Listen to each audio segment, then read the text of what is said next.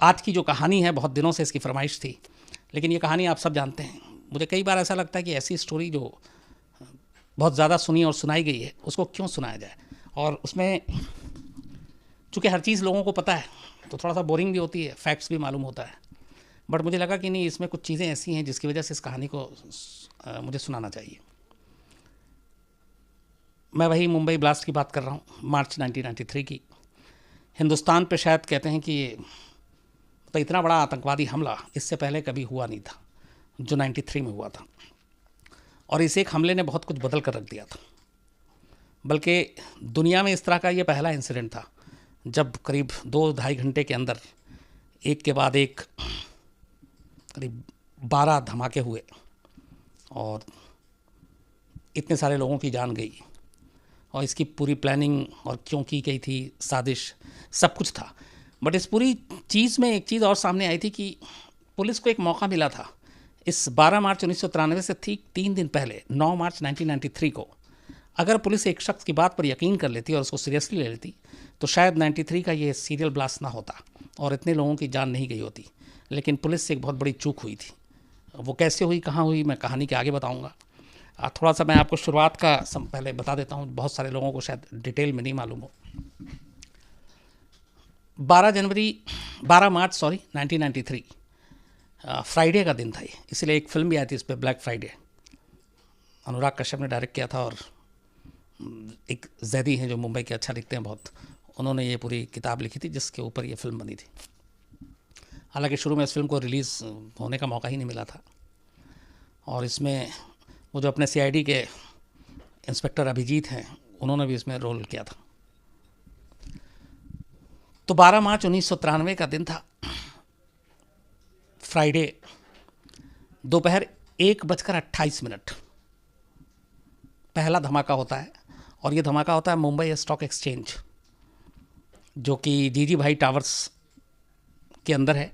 और वहाँ के ये अंडरग्राउंड पार्किंग में एक कार खड़ी थी, उस कार में धमाका होता है। ये पहला धमाका था 12 मार्च 1993 का। और इस धमाके में 84 लोगों की मौत होती है और 217 जो है वो इंजर्ड होते हैं। इसके बाद थोड़ा सा वक्त बीतता है, गैप आता है टाइम में। ये 1:28 पर हुआ था। 2:15 पर दूसरा धमाका होता है और इस बार धमाका हुआ कत्था बाज़ार है ये मुंबई में एक, वहाँ पे। यहाँ पे जो धमाका होता है उसमें एक स्कूटर पार्क था और उस स्कूटर में ब्लास्ट होता है। इस धमाके में 5 लोग मारे जाते हैं और 6 जो हैं वो इंजर्ड होते हैं। तो पहले मुंबई स्टॉक एक्सचेंज, उसके बाद अब कत्था बाज़ार। कंट्रोल रूम में फ़ोन घूमना शुरू हो जाता है। पुलिस को लगता है पता नहीं क्या, कुछ समझ ही में नहीं, इसलिए कि ये सारी चीज़ों के लिए मुंबई पुलिस भी बड़ी अनजान थी उस वक्त। तभी इन 2 धमाकों के कॉल चल ही रहे थे कि 5 नहीं बल्कि 15 मिनट के बाद 2:30 बजे, दोपहर 2:30 पर शिवसेना भवन के पास एक लकी पेट्रोल पंप है, वहाँ पे तीसरा धमाका होता है। और इस धमाके में 4 लोग मारे जाते हैं और करीब 50 लोग बुरी तरह से ज़ख्मी हो जाते हैं। इसके ठीक 3 मिनट के बाद 2:33 पर एयर इंडिया बिल्डिंग में चौथा धमाका होता है। ये मैरिन ड्राइव के पास है एयर इंडिया बिल्डिंग, वहाँ पे इंडियन एक्सप्रेस का भी दफ्तर है। पहले, अभी से थोड़े दिन पहले तक हम लोगों का आज तक का भी दफ्तर मैरिन ड्राइव पे, वहीं पे मंत्रालय के पीछे था।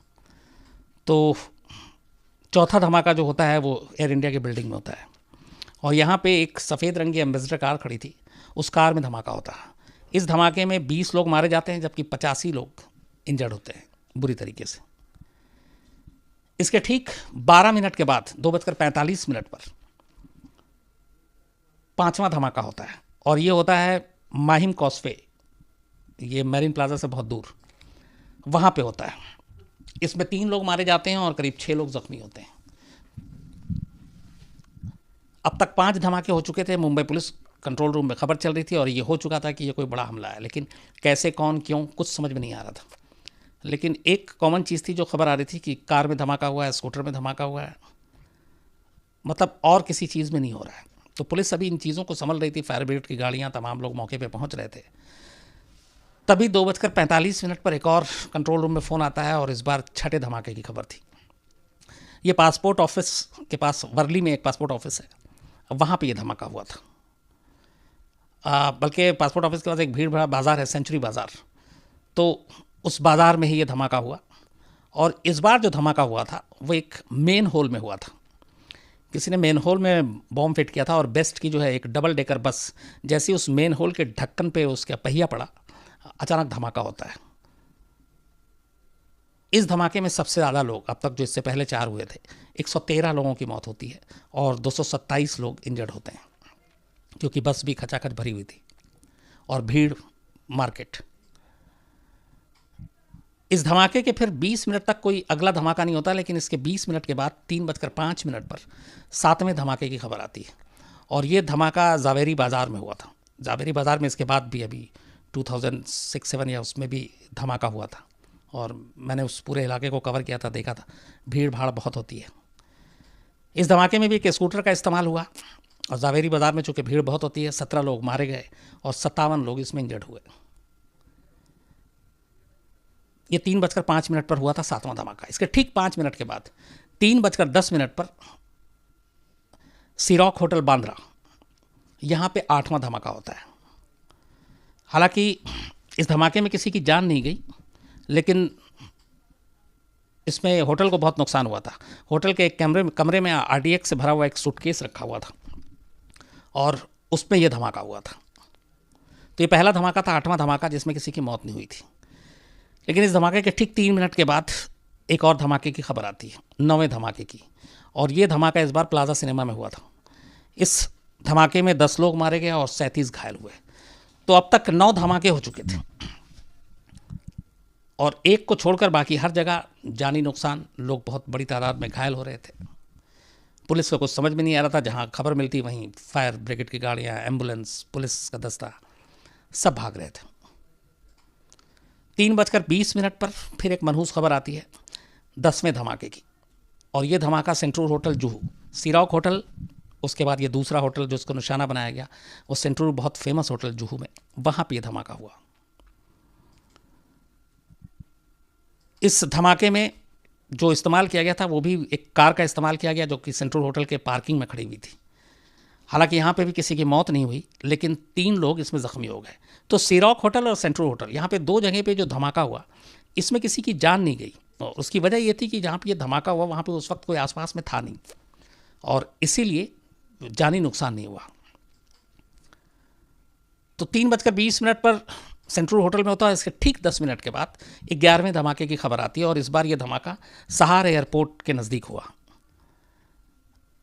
एयरपोर्ट के बाहर। और ये पहली बार था किसी ने हैंड ग्रेनेड से हमला किया, और हैंड ग्रेनेड फेंक कर वो वहाँ से निकल भागा। इसमें भी कुछ इंजर्ड होते हैं, लेकिन किसी की जान नहीं जाती। इसके ठीक 10 मिनट के बाद 3:40 12वें धमाके की खबर आती है, और ये धमाका सेंट्रल होटल मुंबई एयरपोर्ट के पास हुआ था। इस धमाके में भी 2 लोग मारे जाते हैं और 8 लोग जख्मी होते हैं। 3:40 के बाद शुक्र है कि फिर किसी और धमाके की ऐसी कोई मनहूस खबर नहीं आती। और चूंकि अब तक पुलिस परेशान थी, एक जगह पहुंचती दूसरी जगह की खबर, दूसरी जगह पहुंचती तीसरी जगह की खबर, तो पूरा मुंबई पुलिस का अमला और दस्ता एक तरह से सड़क पर उतर आया था। और एक के बाद एक करते करते 3:40 पर आकर जब 12वां धमाका होता है, उसके बाद ये सिलसिला थमता है। 2 घंटे और 12 मिनट टोटल। जो पहला धमाका हुआ था 1:28, और आखिरी यानी 12वां धमाका हुआ 3:40। तो 2 घंटे और 12 मिनट के अंदर मुंबई में 12 धमाके हुए। और इन 12 धमाकों में जब बाद में गिनती की गई लाशों की, तो 257 लोगों की मौत हुई, 700 लोग इंजर्ड थे, और करोड़ों की प्रॉपर्टी जो है वो बर्बाद हो गई। देश और दुनिया में बल्कि सीरियल ब्लास्ट की इससे खौफनाक तस्वीर इससे पहले नहीं देखी गई। अलग अलग हिस्सों में मुंबई पुलिस, क्या हमारे देश की किसी भी पुलिस के लिए एक अजीब सी चीज़ थी। ऐसा कभी एक्सपीरियंस पहले था नहीं, ऐसा सोचा नहीं था कि ऐसा हो सकता है। लेकिन अब तक ये खबर अब हर तरफ फैलनी शुरू हो गई। हालांकि 93 में जब ये जो सीरियल ब्लास्ट हुआ था, तब ज़्यादातर हम लोग न्यूज़पेपर या फिर दूरदर्शन, AIR यानी ऑल इंडिया रेडियो, इन्हीं चीज़ों पे रहते थे, और प्राइवेट चैनल के नाम पे बस 1-2 चैनल हुआ करते थे। तो ये खबर उस तरीके से सामने नहीं आई, लेकिन ये कि जहाँ जहाँ पहुँचनी थी वहाँ वहाँ तक पहुँची। और मुंबई के धमाके से दिल्ली भी फिर फ़ौरन सख्ते में सन्न, और दिल्ली में हाई लेवल फिर मीटिंग हुई। फ़ौरन मुंबई को जो भी हेल्प हो सकी वो देने की बात हुई। लेकिन अभी तक किसी आतंकवादी संगठन ने या किसी और ने कोई क्लेम नहीं किया था कि धमाका हमने किया है। तो ये भी समझ में नहीं आता ये हो क्यों रहा। सब कुछ अंधेरे में था, मतलब बिल्कुल अजीब सी पैनिक सिचुएशन था कि कैसे हो रहा है, क्या हो रहा है। और शाम होने के बाद भी ये दहशत और डर थी कि मालूम नहीं, अभी 12 है कि इसके बाद 13, 14, 15 कब रुकेगा। लेकिन जैसे जैसे थोड़ा वक्त बीता, उसके बाद धमाका नहीं हुआ, तो फिर शुक्र हुआ कि चलो अब कम से कम ये सिलसिला थमा। अब ये सिलसिला थमा, इसके बाद जाहिर सी बात है पहले घायलों को, इन सारी चीज़ों को देखा गया। उसके बाद रात भर दिल्ली से हाई लेवल टीम पहुंची, हमारे सिक्योरिटी एक्सपर्ट्स की, और सब कुछ मुंबई के साथ पुलिस के साथ बातचीत हुई। और फिर एक डिसाइड किया गया कि इस पूरे मामले की जांच के लिए हाई लेवल टीम बनाई जाएगी। और ऐसी 3 टीमें हाई लेवल बनाने का फैसला किया गया। इनमें से एक टीम का जिम्मा दिया गया डीसीपी राकेश मारिया, उस वक्त थे, बाद में ये मुंबई पुलिस के कमिश्नर भी बने। राकेश मारिया के अंडरवर्ल्ड और इन सारी चीज़ों में पकड़, इन्वेस्टिगेशन बड़ी अच्छी। तो 3 टीमें जो हाई लेवल बनाई गई, उसमें एक राकेश मारिया उस वक्त डीसीपी थे। दूसरी टीम की जिम्मेदारी जो दी गई वो अरूप पटनायक को दी गई, ये भी इन चीज़ों के एक्सपर्ट। और तीसरी टीम जिनके अंडर में बनाई गई वो उस वक्त जब ये सीरियल ब्लास्ट हुआ था तब मुंबई के खुद पुलिस कमिश्नर थे, एएस सामरा साहब।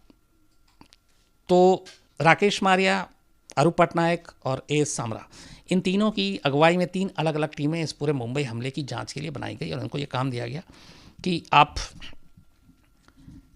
तफ्तीश करें और पता करें ये है क्या, क्योंकि अभी तक किसी ने क्लेम नहीं किया, कुछ पता नहीं।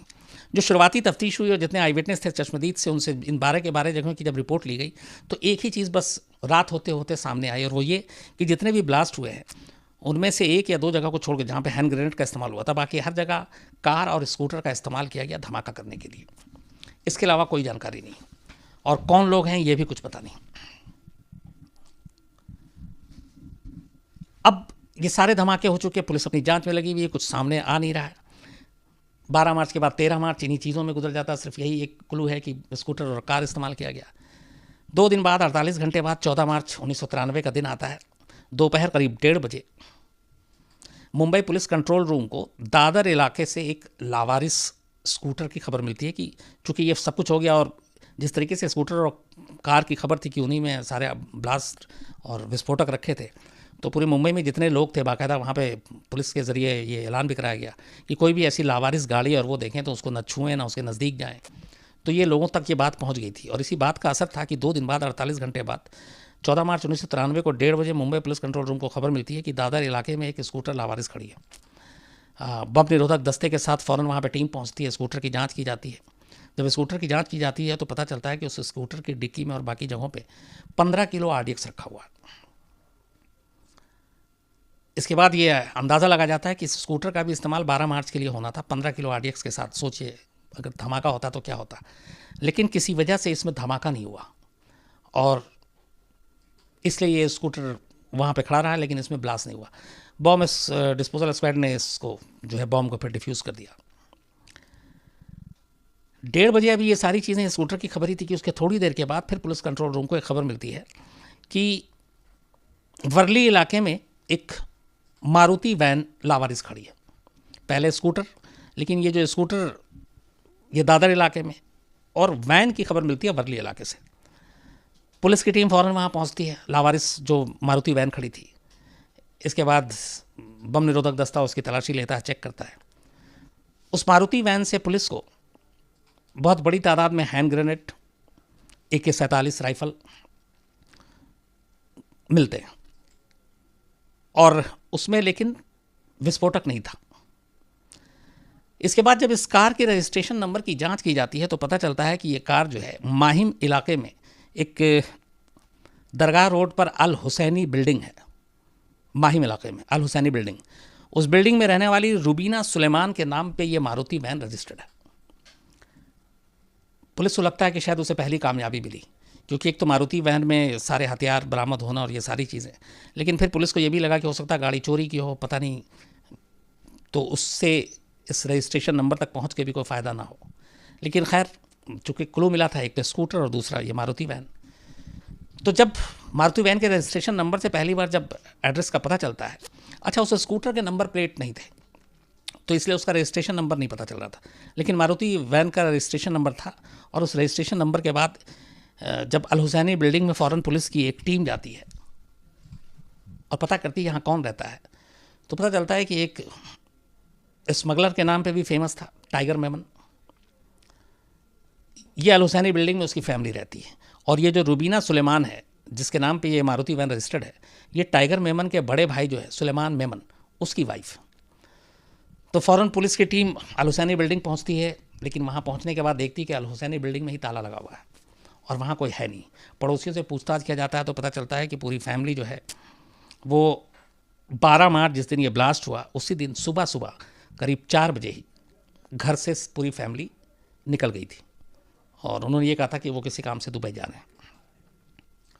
तो पूरे फैमिली का एक साथ, तो फैमिली के 1-2 लोग जाएं तो ठीक है, एक साथ घर छोड़ना, मुंबई छोड़ना, पुलिस को थोड़ा और शक जो है उनका यकीन में बदलने लगता है। तो गाड़ी का रजिस्ट्रेशन नंबर, ऊपर से मेमन फैमिली का अचानक दुबई जाना सेम ब्लास्ट के दिन। तो जब ये चीज़ें पता चलती है तो फिर पुलिस फैसला करती है कि इस घर के दरवाजे के ताले को तोड़ेंगे और अंदर तलाशी लेंगे, क्योंकि और कोई था नहीं, किसी से पूछ सकते नहीं थे।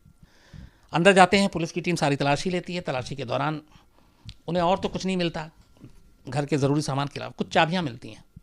उनमें से एक चाबी एक स्कूटर की चाबी थी। तो जैसे ही वो चाबी मिलती है तो उस वक्त राकेश मारिया जो थे वो ट्रैफिक में थे, डीसीपी ट्रैफिक हुआ करते थे। तो वो चाबी देखी और उसके बाद उन्हें अचानक याद आया कि दादर में एक लावारिस स्कूटर बरामद हुई थी जिसमें 15 किलो आरडीएक्स था। उन्होंने अपनी टीम के एक पुलिस वाले को बुलाया और कहा कि ये चाबी लो, और जाकर दादर पुलिस स्टेशन में वो लावारिस स्कूटर जो कि वहीं जब्त खड़ी हुई थी, तो उन्होंने जाकर चेक करो कि ये चाबी उस स्कूटर में लगता है कि नहीं। पुलिस वाला फ़ौरन चाबी लेके दादर पहुंचता है, दादर जाकर उस स्कूटर में चाबी लगाता है, चाबी घूम जाती है, स्कूटर स्टार्ट हो जाता है। जैसी ये चीज़ होती है इसके बाद यकीन हो जाता है कि इस पूरे धमाके का इस अल हुसैनी बिल्डिंग से कोई ना कोई रिश्ता ज़रूर है। अब चूँकि वैन रजिस्ट्रेशन नंबर अल हुसैनी का और चाबी लग जाना स्कूटर के साथ, तो 2 दिन के बाद मुंबई ब्लास्ट के पहली बार ये एक बहुत बड़ी कामयाबी थी जिससे करीब जा रही थी मुंबई पुलिस अपनी इन्वेस्टिगेशन के सही रास्ते पर। अब ये जब सारी चीज़ें होती हैं तो कहते हैं कि चलो टीम तो भाग गई, लेकिन इसके बाकी जो लोग हैं जान पहचान के रिश्ते, चूँकि इनका काम वाम भी था, तो कोई ना कोई तो होगा जो इनके बारे में आप सच बताए। तो ढूंढते ढूंढते पुलिस मेमन फैमिली के खासतौर पर टाइगर मेमन का एक मैनेजर हुआ करता था असगर मुकादम, तो असगर मुकादम का पता लगता है पड़ोसियों और इनके ज़रिए। पुलिस असगर मुकादम तक पहुंचती है, असगर मुकादम को उठाती है और फिर उससे पूछताछ शुरू करती है। तो असगर मुकादम यह बयान देता है कि टाइगर मेमन जो है उसने उससे ये कहा था, 11 मार्च को उसकी बात हुई थी कि वो अपनी फैमिली के साथ किसी काम से दुबई जा रहा है, तो वो उनकी पूरी फैमिली के जो है टिकट और बोर्डिंग पास ये लेकर और जो कागजात हैं वो एयरपोर्ट पर मिले सुबह 12 मार्च की सुबह। तो मुकादम का कहना था कि 12 मार्च की सुबह करीब 4 बजे वो एयरपोर्ट गया और उनको उसने सारे टिकट विकट पकड़ा दिए थे और इसके बाद वो चले गए और उसने ये कहा था कि पीछे में घर का ध्यान रखना। तो एयरपोर्ट पे उनको रवाना करने के बाद असगर मुकादम वापस अल हुसैनी बिल्डिंग आता है। जब वो कहता है कि अल हुसैनी बिल्डिंग में पहुंचा तो उसने देखा कि वहाँ पे टाइगर मेमन के घर पे उसके गैराज में जावेद चिकना नाम का एक शख्स, ये अंडरवर्ल्ड का है, और उसके कई साथी कुछ और लोग थे। वो पार्किंग में टाइगर मेमन के कई कार और स्कूटर वहाँ पे पार्क थी और उन गाड़ियों में और स्कूटर में वो लोग कोई काली चिपचिपी सी चीज़, उस वक्त उसने बताया था जो बयान है उसके, काली चिपचिपी सी चीज़ भर रहे थे सारे कार में और स्कूटर में, और साथ में एल्युमिनियम की पेंसिल जैसी कोई चीज़ थी। वो छर्रे और बाकी चीज़ें होती हैं। तो काली जो चिपचिपी होती है, आरडीएक्स एक्चुअली उसको कई साबुन भी बोलते हैं, काला साबुन। वो जब आरडीएक्स रॉ होता है तो उसी तरह से दिखता है, तो साबुन के जैसा काला साबुन। तो बोला कि उसने देखा और उसके बाद थोड़ी देर के बाद देखा कि उन्हीं में से सारे लोग एक एक करके वो कार और स्कूटर वहाँ से लेके चले गए और फिर उसके बाद वो भी वहाँ से निकल गया। ये असगर मुकादम का कहना है। उसके बाद वो घर पहुँचता है। दोपहर के बाद अचानक उसे फिर मुंबई में धमाकों की खबर आती है, लेकिन तब तक उसे पता नहीं था कि ये धमाके उन्हीं स्कूटर और कार में से थे जो टाइगर मेमन के घर से सुबह उसने लोगों को भरते हुए सामान देखा था और जो लेकर गए थे। अब ये सारी चीज़ें, स्कूटर और कार की बरामदगी, असगर मुकादम का बयान, पूरी फैमिली का एक साथ भाग जाना, साफ साफ इशारा कर रहा था कि इसमें मेमन फैमिली और टाइगर मेमन का हाथ है। लेकिन पुलिस को ये समझ में नहीं आ रहा था कि टाइगर मेमन एक एक मतलब छोटा मोटा एक तस्कर टाइप, स्मगलर टाइप, वो इतना बड़ा साजिश, इतनी बड़ी चीज़ें, इतना बड़ा धमाका कैसे करे और क्यों कर रहा है और क्यों किया उसने, इस सवाल का जवाब नहीं था और अभी तक कोई क्लेम नहीं कर रहा और कुछ मिल नहीं रहा है। तो पुलिस असगर मुकादम के बयान के बाद एक एक कर टाइगर मेमन उससे जुड़े हुए लोगों को पूछताछ करने लगी, उठाने लगी।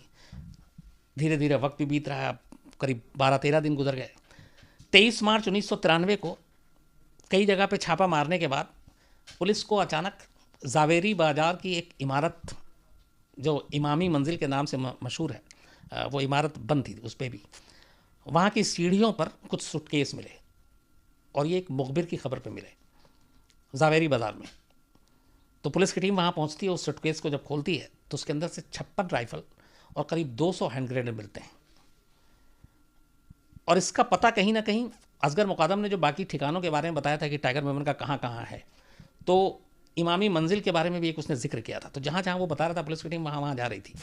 तो वहाँ से इस सूटकेस में 200 हैंड ग्रेनेड और 56 राइफल सूटकेस में मिली। और इसी के साथ एक याकूब नाम का शख्स भी पकड़ाता है, पुलिस उसको भी पकड़ती है। इसके बाद 3 दिन और गुजर जाता है, 26 मार्च की तारीख आ जाती है। 26 मार्च को फिर याकूब की निशानदेही पर पुलिस जो है मुमरा के मोबीन नगर इलाके में एक घर पर दबिश डालती है और उस घर से पुलिस को आरडीएक्स से भरे हुए 32 बैग मिलते हैं, 32, जिसका वजन करीब 1032 किलो था और 574 किलो जिलेटिन था। जब ये पुलिस ने बरामद किया तो हिंदुस्तान में आरडीएक्स की पकड़ी जाने वाली उस दिन की सबसे बड़ी खेप थी। उससे पहले 1032 किलो वजन का आरडीएक्स हिंदुस्तान में न किसी एजेंसी ने देखी थी, न किसी ने पकड़ा था। लेकिन ये अभी शुरुआत थी, क्योंकि इसके ठीक 4 से 5 दिन के बाद 2 अप्रैल 1993 को पनवेल थाने में एक सिपाही से खबर मिली, उसने किसी से कुछ बात करते हुए सुना था इस धमाके के बाद कि कहीं आरडीएक्स और है। तो नागला गांव के पास समंदर के अंदर पानी में 28 बोरे पुलिस को और मिलते हैं जो जिलेटिन से भरे हुए थे, और इसके अलावा 28 बोरे आरडीएक्स से भरे हुए और 20 बोरे जिलेटिन से भरे हुए। जब पुलिस इन बोरों की फिर वजन करती है और आरडीएक्स की, तो इसका वजन निकलता है 2380 किलो आरडीएक्स, इससे पहले 1032 किलो। मतलब कायदे से एक्सपर्ट के हिसाब से चलें तो ये जितनी बड़ी तादाद में ये आरडीएक्स बरामद हुई थी, पता नहीं मुंबई के कितने हिस्से बचते या ना बचते अगर ये ब्लास्ट होता तो इस बरामदगी से यह एहसास होता है कि धमाके की साजिश कितनी बड़ी थी। और शायद जो मुंबई में उस दिन 12 धमाके हुए और जो नहीं हुए वो उससे ज़्यादा भयानक थे। अगर वो होते तो क्या होता, ये खुद पुलिस वालों के पैरों तले से ज़मीन खिसक गई थी जब इतनी मात्रा में आरडीएक्स की बरामदगी हो रही थी। और शुक्र यही था कि ये सब ब्लास्ट नहीं हुआ। अब ये सारी चीज़ें चल रही थी, टाइगर मेमन के लोगों को भी एक एक करके एक दूसरे से कड़ियाँ जोड़ते हुए जो मिल रहे थे पूछा जा रहा था। अब करीब करीब 1 महीना पूरा होने वाला था। तभी 11 अप्रैल 1983 को पुलिस ने एक बिल्डर हैं इब्राहिम चौहान, एक मुखबिर की सूचना पे इब्राहिम चौहान को पकड़ा, इस बिल्डर को, और इससे पूछताछ की, क्योंकि इसका कई जगहों पे नाम आ रहा था कि ये इन पूरे धमाकों के बारे में बहुत कुछ जानता है। तो पहली बार जो सबसे बड़ी कामयाबी मिली अभी तक के धमाके में, 1 महीना लगभग होने वाला था, 12 मार्च को धमाका हुआ था और 11 अप्रैल आ गया था। तो इब्राहिम चौहान को जब पुलिस उठाती है तो पहली बार पुलिस के सामने जो नाम आते हैं धमाके के लिए और जो सवाल का जवाब मिलता है कि टाइगर मेमन जैसा स्मगलर इतनी बड़ी साजिश कैसे रच सकता है, क्यों रचेगा, किस उसने ऐसा किया क्यों। तो इब्राहिम चौहान जब मुंह खोलता है तब जवाब मिलता है कि इस सीरियल ब्लास्ट के पीछे टाइगर मेमन ज़रूर है, लेकिन टाइगर मेमन के साथ जो है वो अंडरवर्ल्ड डॉन दाऊद इब्राहिम है, उसका भाई अनीस इब्राहिम है, अबू सलेम है।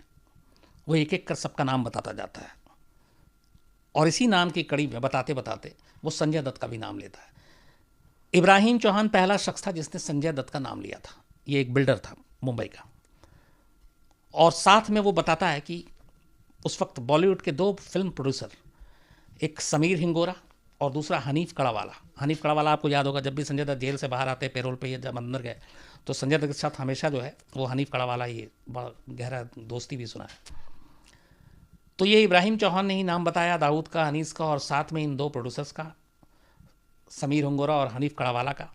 और उसने बताया कि इन दोनों ने ही पहली बार संजय दत्त के बारे में जिक्र किया था, और उस वक्त संजय दत्त को कुछ खतरा था, और संजय दत्त ने अनीस इब्राहिम को फ़ोन किया। अनीस इब्राहिम से उन्होंने कुछ चीज़ें मांगी, तो इब्राहिम चौहान ने कहा कि उसे इस बात की जानकारी है कि अनीस इब्राहिम ने यह कहा था अबू सलेम को कि संजय दत्त के घर गिटार और टेनिस बॉल पहुंचाना है। गिटार मतलब AK-56 राइफल, और टेनिस बॉल मतलब हथगोले, हैंड ग्रेनेड, ये कोड वर्ड था। तो अनीस इब्राहिम के कहने पे अबू सलेम 9 AK-56 राइफल और 80 हैंड ग्रेनेड लेकर संजय दत्त के घर पहुंचता है। जहां मैंने बताया फिर संजय दत्त को पहली बार वो किसी बड़े फिल्म स्टार को अपने आमने सामने देखता है, मिलता है, हाथ मिलाता है, गले 3-3 बार गले लगता है। लेकिन संजय दत्त इतनी बड़ी मात्रा में ये हथियार देखकर घबरा जाता है, और उसके बाद सिर्फ एक AK-56 राइफल अपने पास रखता है, और उसके बाद बाकी चीज़ें अबू सलेम को कहता है कि भैया वापस ले जाओ। तो वो सारी चीज़ें अबू सलेम वापस ले जाता है, और सिर्फ एक AK-56 संजय दत्त अपने पास, और उसी एक AK-56 राइफल रखने के लिए सज़ा भी काटी। तो पहली बार इब्राहिम चौहान के खुलासे के बाद पता चलता है मुंबई पुलिस को कि इसके पीछे अंडरवर्ल्ड दाऊद इब्राहिम का हाथ है। टाइगर मेमन शामिल ज़रूर है, लेकिन दाऊद इब्राहिम है, और दाऊद इब्राहिम है तो उसके पीछे पाकिस्तानी खुफिया एजेंसी ISI भी है, क्योंकि इतनी बड़े पैमाने पे प्लानिंग, साजिश, ये अकेले इन लोगों के बलबूते की बात नहीं थी।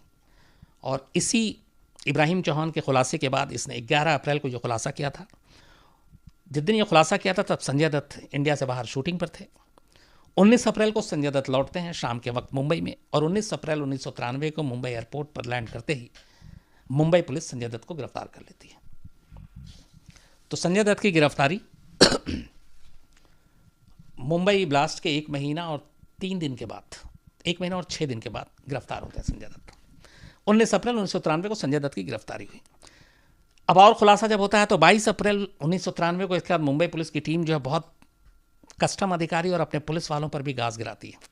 एक बहुत बड़े कस्टम अफसर थे SN सिंह, पुलिस उनको गिरफ्तार करती है। इल्ज़ाम ये था कि मुंबई के समंदर से डॉक से जो RDX लाया गया, उसको लाने में डी कंपनी की इन्होंने मदद की, पैसे लिए, और इन्हें पता था कि इसमें क्या है, उसके बावजूद रोका नहीं। और मुंबई पुलिस के जो अंदर में बहुत सारे अपने पुलिस वाले थे जो डी कंपनी के पैसे पे पलते थे, उनको भी गिरफ्तार किया गया। इसके बाद इधर जांच चल रही है। तभी 10 मई 1993 की तारीख आती है।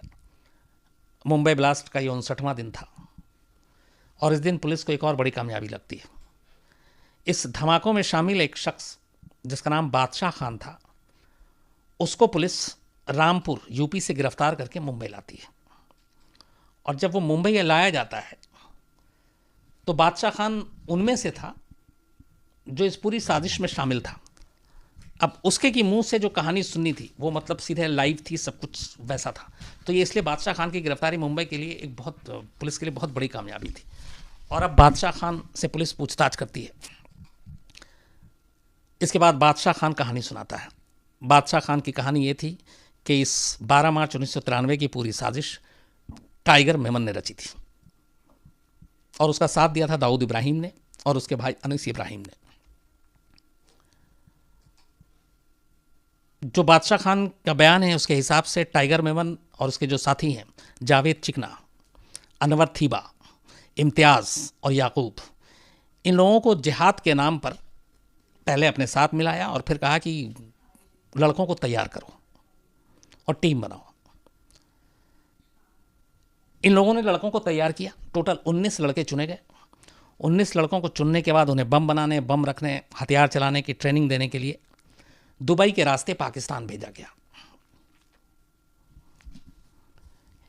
अब जब वो उसने बयान देना शुरू किया, बाकी लोगों को बताया, तो उसी की निशानदेही पर फिर बाद में एक टीम वडोदरा जाती है मुंबई की, और वहाँ के तुलसी होटल के कमरा नंबर 204 में 3 और आरोपी जो थे, जो बम रखने वाले थे, वो गिरफ्तार होते हैं, जिनमें एक मोहम्मद सईद, एक उस्मान खान और एक रईस। इन तीनों को गिरफ्तार करके लाया जाता है। तो अब बादशाह खान के साथ साथ और भी पुख्ता सबूत, अब ये लोग भी कहानी बताते हैं पूरी प्लानिंग की। और ये तीनों वो थे जो पाकिस्तान बाकायदा ट्रेनिंग लेने के लिए गए थे टाइगर मेमन के कहने पर। इनके बाद इनके और साथियों जब ये नाम बताते हैं, पता बताते हैं, तो फिर उनकी भी गिरफ्तारी होती है। और इस तरह से गिरफ्तारी का सिलसिला चल पड़ता है। एक को पकड़ते हैं वो दूसरे के बारे में बताता है, दूसरे को पकड़ते हैं वो तीसरे के बारे में बताता है। और जब इन सारे लगभग जो मेन कल्प्रिट थे उनको पकड़ लिया गया, जो बॉम्ब रखने वालों में शामिल थे स्कूटर और कार में, तो उनसे पूछताछ के बाद जो पहली बार पता चलता है मुंबई पुलिस को कि ये इतनी बड़ी तबाही क्यों, एक तस्कर, एक स्मगलर, वो ऐसी आतंकवादी हरकत क्यों, तो पता चला कि 12 मार्च 1993 दरअसल 6 दिसंबर 1992 का बदला था। 6 दिसंबर 1992 को अयोध्या में जब बाबरी मस्जिद गिराई गई, उसके बाद दंगा हुआ था। और वो दंगा देश के कई जगहों पे हुआ, और वही दंगा मुंबई में भी हुआ था। और उस दंगे में देश भर में बहुत सारे लोग मारे गए थे। इस दंगे में टाइगर मेमन का ऑफिस कहते हैं कि जला दिया गया था। और इस बात से वो इतना ज़्यादा गुस्से में आ गया था कि उसने कहा था कि इसका बदला लेंगे। लेकिन उसके अकेले के बलबूते की बात नहीं थी, लेकिन वो था कि कुछ करना है। एक कहानी इसमें यही कि इसके बाद अच्छा ये जब कुछ हुआ, जब दंगा वंगा, तब तक उससे पहले दाऊद अपना सब कुछ समेट कर ऑलरेडी दुबई जा चुका था और दुबई से ही ऑपरेट कर रहा था। दाऊद इब्राहिम मुंबई में नहीं था। तो अब ये था कि ये सारी चीज़ें करनी है दंगे के बाद जो टाइगर मेमन के साथ हुआ, लेकिन टाइगर मेमन को चाहिए था कि कोई उसकी हेल्प करे। इसी दौरान कहते हैं कि दिसंबर 1992 में ही दुबई में दाऊद इब्राहिम के पास एक पार्सल आता है। इसका कई जगह पे जिक्र है, और बाकायदा जो मुंबई पुलिस की कहानी है उसमें भी इसका जिक्र है, और मुंबई पुलिस इस चीज़ को मना नहीं करती है। तो वो कहती है कि दुबई में दाऊद के घर पे एक पार्सल आया, और उस पार्सल में कुछ चूड़ियाँ थीं और एक लेटर था, और वो किसी महिला ने लिखी थी और ये कहा था कि तुम हमारे साथ यहाँ जुल्म हो रहा है और तुम वहाँ या तो कुछ मदद करो या ये चूड़ी पहनकर बैठ जाओ। ये एक कहीं से कहानी आती है, लेकिन ये कितना सच है कितना झूठ है ये मैं नहीं कह सकता। लेकिन टाइगर मेमन को लगा कि दाऊद इब्राहिम मदद कर सकता है, और दाऊद इब्राहिम तब तक दुबई में जाकर सेटल था, और उसे लगा कि पैसे और बाकी प्लानिंग के मदद पे भी वो कर सकता है। तो इसके बाद टाइगर मेमन दुबई जाता है, और दुबई के एक होटल में अनीस इब्राहिम से पहले उसकी मुलाकात होती है। अनीस इब्राहिम के साथ मुलाकात में फिर मोहम्मद दौसा, तौफीक जलियावाला, शेख अहमद, हाजी उमर मुस्तफ़ा, सैयद आरिफ, ये सब मिलकर मुंबई की पहली राउंड में एक प्लानिंग करते हैं कि ऐसे ऐसे धमाका करना है। इसके बाद दुबई से वो लौटने के बाद जब उसे लगता है कि ये सारी चीज़ें होंगी, फिर वो 19 लड़कों को तैयार करता है 3 खेप में। ये उन लड़कों को दुबई के रास्ते पाकिस्तान भेजता है। पहली खेप 11 फरवरी 1993 को टाइगर मेमन जो है यहाँ से 7 लोगों को दुबई से पाकिस्तान भेजता है ट्रेनिंग लेने के लिए। वो 7 लोग जो थे उसमें जावेद चिकना, बादशाह खान, परवेज़ कोलावाला, सलीम पासोबकर, सलीम बाजार वाला, फारूक पावले और ज़कीर। ये लोग 13 फरवरी 1993 को पाकिस्तान पहुंचते हैं ट्रेनिंग लेने के लिए। दूसरी खेप 15 फरवरी 1993 को भेजता है। इस खेप में 3 लोग थे, एक फ़िरोज़ अमानी मलिक, नियाज़ अहमद और नसीम बारमेयर। ये भी दुबई के रास्ते वहाँ पहुँचते हैं 17 फरवरी को। पहली खेप 13 फरवरी को पहुँची, दूसरी खेप 17 फरवरी को। तीसरी खेप 19 फरवरी को तीसरे ग्रुप में 9 लोग थे, येबा याकूब, नासिर ढकला, अनवर थोबा, इरफान चौगले, शाहनवाज, अब्दुल अख्तर, मोहम्मद रफ़ीक, गुल मोहम्मद ख़ान, बशीर ख़ान, ये लोग थे जो पहुँचते हैं। पाकिस्तान जाने के बाद ये 19 के 19 लड़के वहाँ ट्रेनिंग लेते हैं, और फिर 4 मार्च 1993 को ट्रेनिंग लेने के बाद दुबई पहुँचते हैं, और फिर दुबई से 4 मार्च को मुंबई पहुँचते हैं। इसके बाद इन सब का टारगेट ये था कि ट्रेनिंग तो हो गई, अब तुम इलाके की रेकी करो। तो इन सब के हिस्से में था कि मुंबई की कौन कौन सी जगह पे है जहाँ धमाके करने हैं। तो ये काम इनको दिया गया, चूँकि बॉम्ब इन्हें ही रखना था, तो इन्होंने सारे इलाके की रेकी की, और उस हिसाब से इन्होंने जगह चुनी। लेकिन 4 मार्च को आने के बाद ये रेकी कर रहे थे, अगले 4 दिन तक तो सब कुछ ठीक चल रहा था। 8 मार्च को अचानक, मैंने एक नाम आपको अभी सुनाया जो तीसरे खेप में गया था, गुल मोहम्मद, टाइगर मेमन के 19 लड़कों में से जो चुना गया था एक। ट्रेनिंग लेने के बाद, लौटने के बाद और रेकी करने के दौरान 8 मार्च को, यानी पाकिस्तान से आने के चौथे ही दिन, गुल मोहम्मद का की सोच अचानक बदल जाती है और वो अपने आप को इस मुहिम से अलग कर लेता है और वो अपने एक साथी को बता देता है कि मैं ये सब काम नहीं करूँगा। अब गुल मोहम्मद की ये बात उस साथी को जब पता चलती है तो ये बात टाइगर मेमन तक पहुंच जाती है। टाइगर मेमन को लगता है कि अगर ये पीछे हट गया इस मिशन से तो ये किसी को भी बता सकता है और इससे ये मिशन भी नाकाम होगा और उसके अलावा सारे पकड़े जाएंगे, सारे राज खुल जाएंगे। तो अपने आदमियों से कहता है कि गुल मोहम्मद को मार दो। उसके आदमी गुल मोहम्मद को मारने के लिए निकलते हैं, लेकिन गुल मोहम्मद तक ये खबर पहुंच जाती है और गुल मोहम्मद अंडरग्राउंड हो जाता है, वो भाग जाता है। उसे लोग ढूंढ रहे हैं टाइगर मेमन के लोग, लेकिन वो आता नहीं है। ये 8 मार्च की बात है। इसी तरह छुपता छुपाता उसे ये भी लगता है कि ज़्यादा दिन तक छुप नहीं पाएंगे, पकड़े जाएंगे, मारे जाएंगे। बहुत कोशिश करके 9 मार्च 1993 को गुल मोहम्मद खुद पुलिस के सामने पहुंचता और सरेंडर कर देता है। और सरेंडर करने के बाद बाकायदा जिस पुलिस के पास था उनको वो पूरी चीज़ बताता है कि वो पाकिस्तान में गया था, ट्रेनिंग लेकर आया है, टाइगर मेमन का नाम बताता है, ये भी बताता है कि यहाँ पे मुंबई में बहुत बड़ा सीरियल ब्लास्ट होने वाला है। और मुंबई स्टॉक एक्सचेंज और शिवसेना भवन समेत कई जगहों का नाम भी बता देता है, क्योंकि 3-4 दिन रैकी हो गई थी, उस रैकी में कुछ चीज़ें फाइनल हो गई थी। तो स्पेसिफिक वो बताता है कि ये स्टॉक एक्सचेंज भी निशाने पर है, एयर इंडिया बिल्डिंग भी निशाने पर है, शिवसेना भवन भी निशाने पर है। और ये सब मकसद ये भी था शिवसेना भवन को निशाना बनाना कि इससे एक तो धमाका और इसके बाद फिर और माहौल ख़राब हो और फिर हिंदू मुस्लिम आपस में लड़ें तो ज़्यादा नुकसान हो। लेकिन ये सारी चीज़ें वो बताता है खुलकर, पुलिस यकीन नहीं करती। अब इसमें कई बात में हम लोगों ने ये चीज़ कंफर्म की थी कि एक गुल मोहम्मद ने पुलिस को 9 मार्च को बताया था सरेंडर करके, तो अगर पुलिस उस दिन मान लेती और इस चीज़ पे पूरी फोर्स लग जाती तो शायद 12 मार्च 3 दिन के बाद ये चीज़ें ना होती। तो उसमें पुलिस की एक ही दलील थी, हालांकि उसको आप कमज़ोर दलील कहें या ताकतवर दलील कहें मुझे नहीं मालूम, उनका ये कहना था कि हाँ उसने ये सब कुछ तो बताया लेकिन डेट नहीं मालूम था। अच्छा, ये फैक्ट है कि जब 9 मार्च को इसने सरेंडर किया और 8 मार्च तक रैकी हुई, तब तक टाइगर मेमन ने डेट नहीं बताया था कि डेट क्या होगा। अगर डेट शायद पुलिस को पता होता कि 12 मार्च को, तब तो जाहिर सी बात है कि पुलिस अलर्ट पे होती, पकड़ लेती। लेकिन यहाँ यह भी है कि अगर डेट नहीं भी मालूम था तो भी पुलिस उसकी इन्फॉर्मेशन पे बाकी इन्वेस्टिगेशन कर सकती थी और उन तक जिनके साथ ये खुद गया था, जो 19 लड़के थे, उन्हीं को उठा लेती तो यह मिशन फेल हो सकता था, रुक सकता था। लेकिन पुलिस से गलती ये हुई, मुंबई पुलिस से, कि उन्होंने गुल मोहम्मद की बातों को बहुत सीरियसली नहीं लिया और उन्होंने इस पर कोई कदम नहीं उठाया।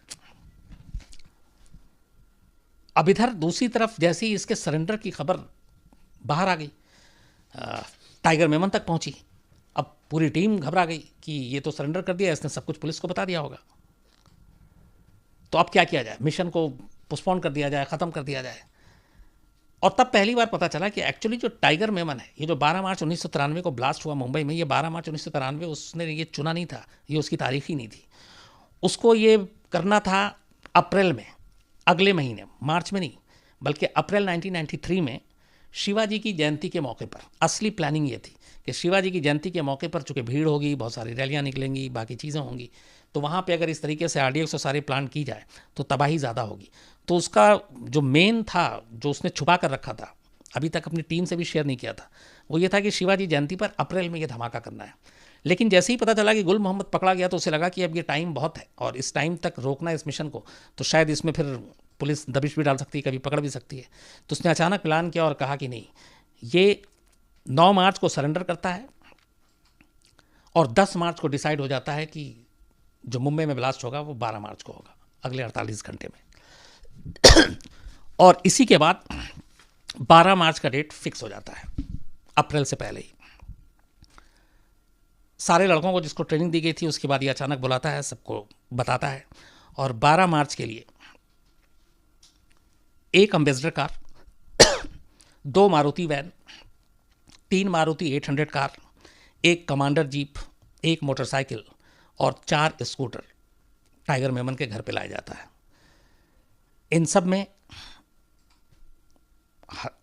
RDX और ये सारी चीज़ें रखी जाती हैं। और 12 मार्च की सुबह सबसे पहले मेमन फैमिली अपने घर से निकलकर एयरपोर्ट पहुंच जाती है।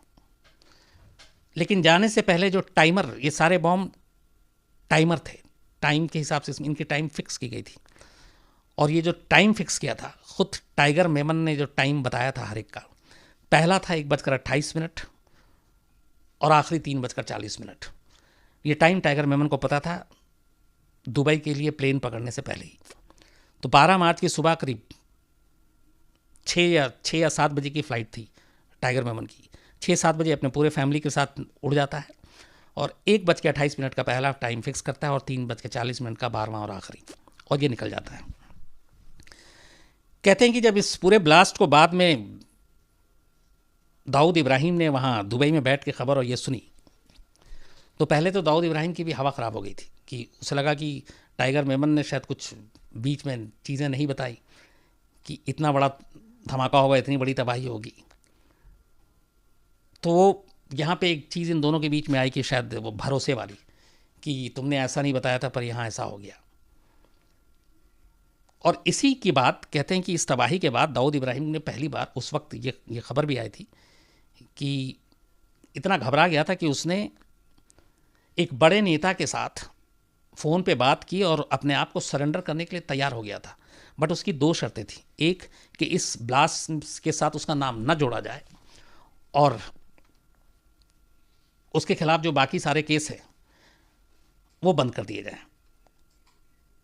और पुलिस की वो हिफाजत में रहेगा। लेकिन सरकार जाहिर सी बात है कि ऐसी शर्तें नहीं मानती, तो इसलिए वो शर्त नहीं मानी गई। और उसके बाद से फिर दाऊद, दुबई भी उसके लिए लगा ख़तरा है, तो वो गायब हो गया। और आज करीब 26 साल हो गए दाऊद का, हमें आज भी इंतज़ार है। बाद में खैर इस पूरे मामले में जितने भी लोग थे सब पकड़े गए। पुलिस ने फिर 30 जून 1995 को टाडा कोर्ट में इस केस का ट्रायल शुरू किया।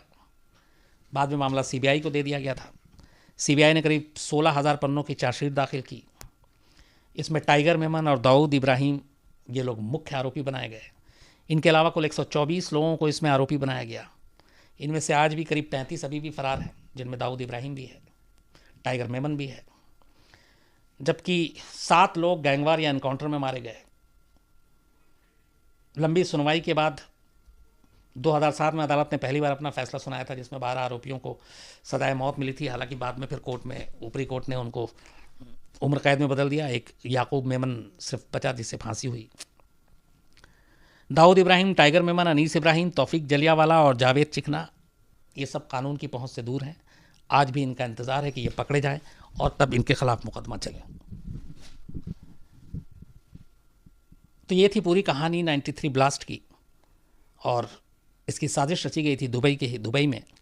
लेकिन इसमें मुख्य जो था, जिसने सबसे पहले पहल की, वो टाइगर मेमन था। लेकिन टाइगर मेमन को पूरा प्लेटफॉर्म और हर चीज़ मुहैया कराने वाला दाऊद इब्राहिम था, और यही वजह है कि ये दाऊद इब्राहिम भी इसमें मुख्य आरोपी है। लेकिन अफसोस की बात यह है कि मुंबई के सीने पे जो ज़ख्म 12 मार्च 1993 को मिले, जो उसके हिस्से में आए, उनका गुनहगार, असली गुनहगार आज 26 साल बाद भी हिंदुस्तान की कानून की चौखट से बहुत दूर है। और इंतज़ार इसी बात का है कि कब ये लोग पकड़े जाएं और कब इनकी गुनाहों का इन्हें सज़ा हो।